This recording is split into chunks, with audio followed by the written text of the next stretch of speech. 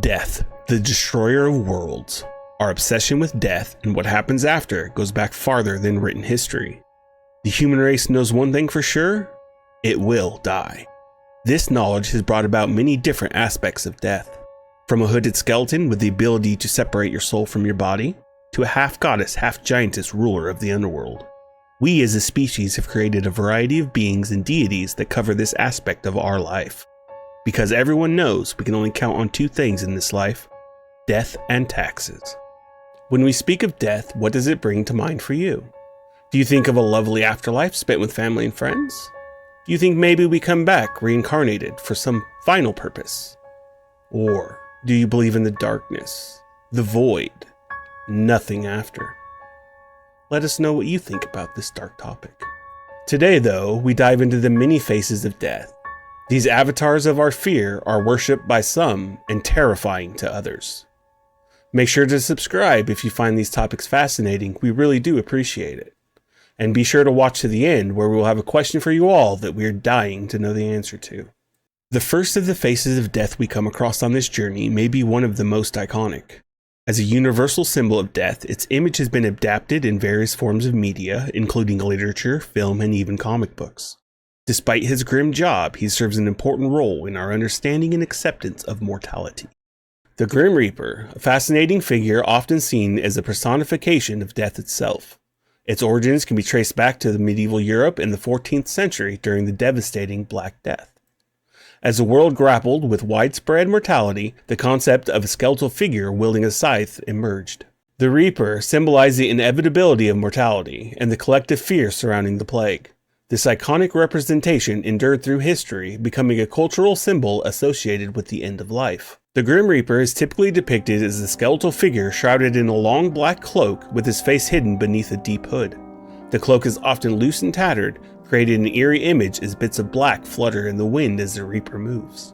He carries a scythe, a long pole with a curved blade fixed to the top, traditionally used to harvest crops, but in the Reaper's case, it's used to harvest souls at the end of life. Some depictions include an hourglass, which he uses to measure the amount of time left in their life. He may travel on the back of a ghostly white horse, or in a chariot pulled by white horses. Some believe the Grim Reaper is based on the Greek god Kronos, also known as the Father of Time.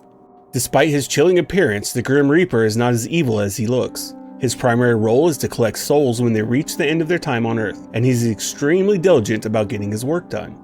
He always meets his deadlines and is rarely distracted or persuaded not to do his job. The Grim Reaper possesses supernatural abilities, including the power to separate souls from the body. Most stories claim that the mere presence of the specter will begin to draw the soul from the body. With the crook of one bony finger, he can break your bonds to the living world forever. After the Reaper has collected your soul, he will serve as a guide who helps you to find your way into the next realm. Although the Grim Reaper is ingrained in our mind as death, it's actually a fairly new face of this ancient terror. We will now be leaving the Reaper to his work and travel around the world to visit other faces of death. Next, we approach the realm of Naraka, home of the Hindu death god Yama, also known as Kala and Dharmaraja. He is a key figure in Hinduism. Yama, the god of death and justice, is responsible for the distribution of law and punishment in his realm. He is often identified with Dharmadeva, the personification of Dharma, though the two deities have different origins and myths. He's also known as the Restrainer, King of Ghosts, and the King of Justice. He is considered the regent of the southern quarter. Yama, the judge of souls, is unlike other gods of death or the underworld. Yama is not always described as the punisher of the wicked. The god is feared by some, though especially because of his two great hounds.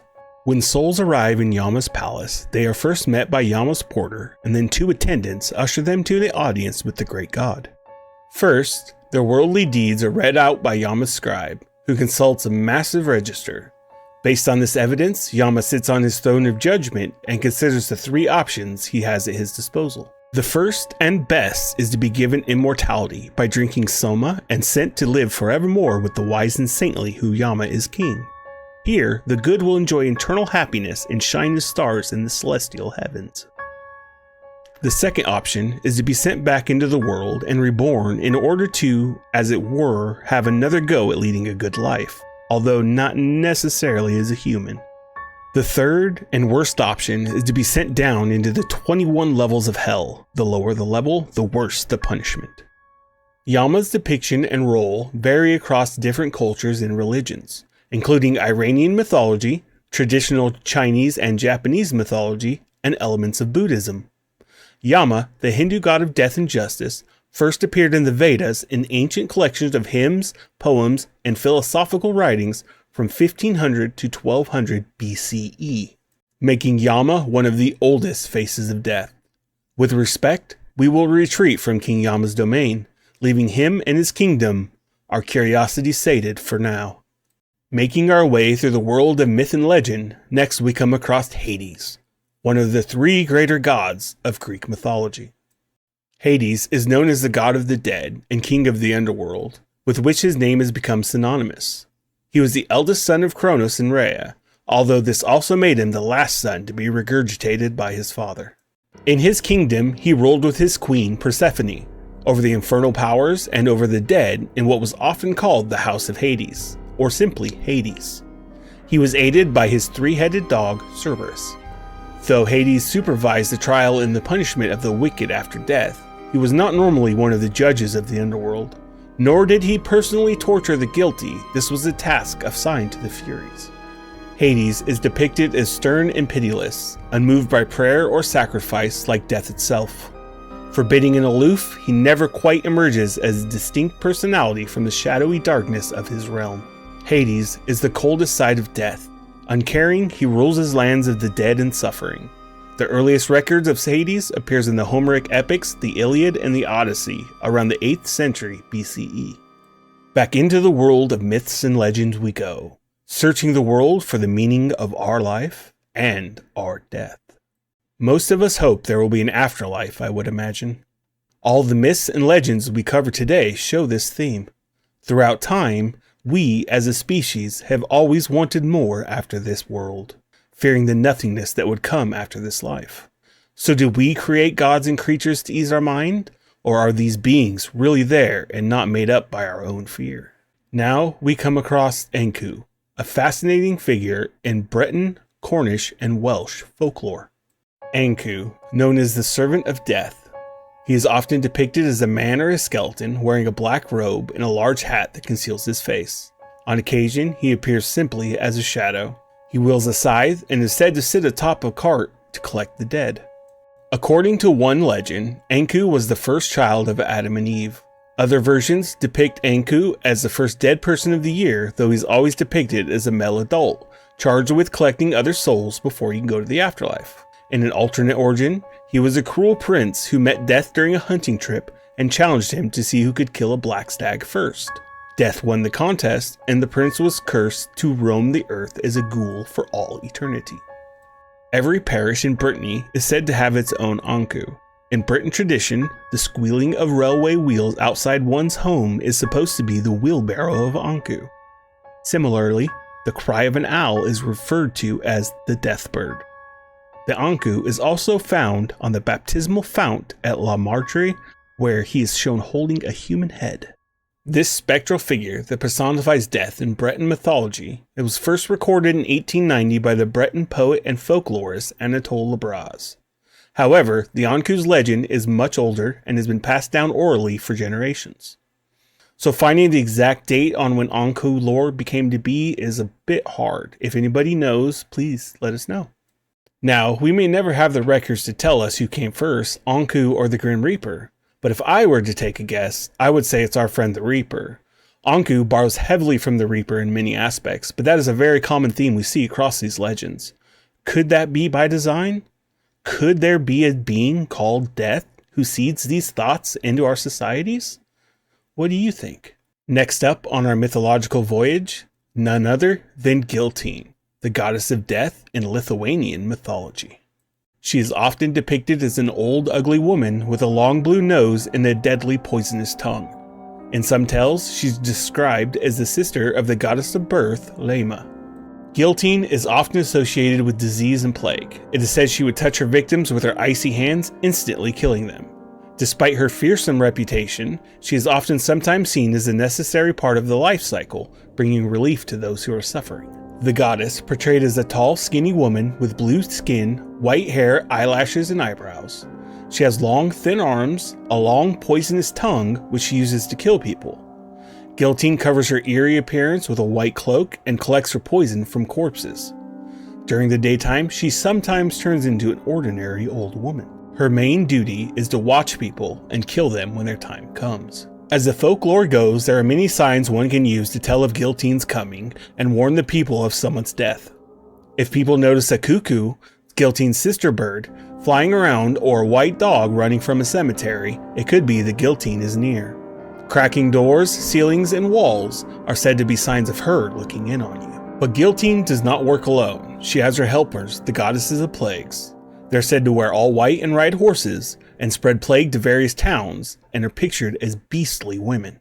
Guiltin is a very interesting face of death. Her origins are hard to find. Unfortunately, I could not find a date for when she came into existence. If anybody knows, please leave a comment. I would love to know more. Up next, we have another goddess of death. She hails from the snowy lands of the north and was revered by the fearsome Vikings. Hel, also known as Helheim, the half-goddess, half-giantess ruler of the Norse underworld. Hel is known as the goddess of death and ruler of the underworld, with which her name became synonymous. Hel, the place, is still used by religions today. She is one of the 3 monstrous children of Loki. While her brothers were violent monsters, she was the most human in appearance. Her only original connection to death was a blue pallor and dour expression. Hel was set far from Asgard and Midgard, to a place that was almost impossible to reach. She was given domain over the dead. Her realm, also known as Hel or Helheim, is described as being located in the realm of Niflheim. It is said to be a place of great suffering and hardship, where the wicked are condemned to spend an eternity reflecting on the lives they've lived. Despite her somber associations, Hel is sometimes referred to as the guardian or protector of the dead, and is responsible for taking the spirits of the deceased to the underworld to be judged. Hel is typically portrayed as half alive and half dead, with one side of her body appearing as a beautiful woman, while the other side appears as skeletal or decayed. Her symbols include her realm, Helheim, her dish, hunger, and her knife, famine. Exactly when Hel came into existence is up for debate. The earliest form of written record of her origins are from the Eddas in the 13th century, but these were written from oral traditions long after the time she ruled in. We now bring you to the last of the faces we will cover for today. San Pascalito, also known as San Pascalito Muerte and El Rey San Pascal, is a significant figure in folk Catholicism, particularly in Guatemala and the Mexican state of Chiapas. San Pascalito is known as the King of the Graveyard. His veneration is associated with the curing of diseases and is related to the Latin American cult of death. The tradition may be related to the worship of a pre-Columbian death god. San Pascalito derived his name from a Spanish friar, Pascal Bailon, who, according to historian Francisco Antonio Fuentes Guzman, is said to have appeared in 1650 in a vision of an indigenous Guatemalan man. The man was dying from an epidemic fever. He had received the last rites before a tall skeleton in glowing robes appeared for him in a vision. The figure introduced itself as Saint Pascal Bailon, although Bailon was not canonized until 1690. He promised to intercede to end the epidemic, if he were to be adopted by the community as a patron saint and his image venerated. As proof of his identity, the figure predicted that the man receiving the vision would die within 9 days, at which time the epidemic would also cease.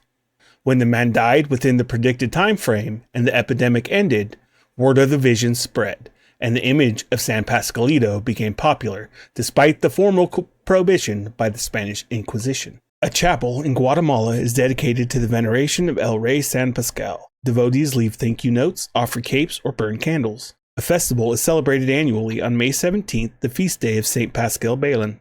Another sacred replica represented by a seated skeleton in a wheeled cart is kept in the church of San Pascalito in the Mexican state of Chiapas. Today, we have covered only a few of the faces of death that have existed throughout our shared history. We find many similarities, showing how our lore and legends often have a common theme or subject matter, showing us that everyone in the world has more in common than not. We told you we had a question for you at the end, so here it is. Please let us know your answer in the comments. We really would love to know your thoughts. Is there a being known as death? If there is, do you think any that we've listed here today is that figure? Or do you think one of the other faces of death we have not covered today got it right? Thank you for joining us on this journey looking into the faces of death. We hope you enjoyed this exploration as much as we did.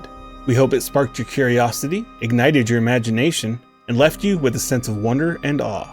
But our journey does not end here. There are many more legends to explore, many more stories to tell. So stay tuned for more episodes of Legends and Lore, where we bring the mysteries of the world to your screen. Until then, this is Chris for Legends, Lore, and You. Stay curious, stay inspired, and as always, happy storytelling.